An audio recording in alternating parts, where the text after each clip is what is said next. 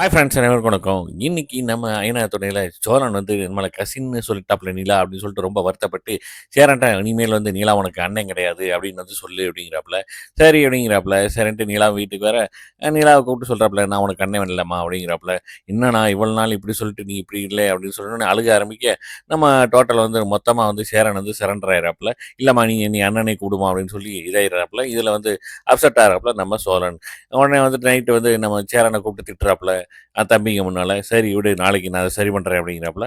காலையில பல் விளக்கிட்டே இருக்கும்போது யோசிக்கிறாப்புல. நம்ம சேரன் வந்து நிலாவ கூப்பிட்டு, இந்த மாரி அண்ணன் கிடையாது. நீ நம்ம சோழன் வந்து வேற அப்படின்னு சொல்லி ஒரு சொன்னோனே வந்து அப்படியே அத வந்து சக்சஸ் ஆனோனே அப்படியே ஒரு சந்தோஷத்துல இது பண்றாப்புல. நிலா வந்து என்ன ஏதுன்னு கேட்க, உங்களுக்கு தெரியும் அப்படிங்கிறாப்புல. சரின்ட்டு அதுக்கப்புறம் நம்ம மறுபடியும் நிலாவ கூப்பிடுறாப்புல. கூப்பிட்டு நம்ம சேரன் வந்து இந்த தடவ சொல்றாப்புல, நான் வந்து உனக்கு அண்ணன். இவங்கலாம் வந்து அண்ணன், தம்பி. ஆனா சோழன் மட்டும் கிடையாது அப்படின்னு சொல்ல, நிலாவுக்கு ஒரே டவுட். "என்னண்ணே இப்படி சொல்ற?" அப்படின்னு சொல்லிட்டு.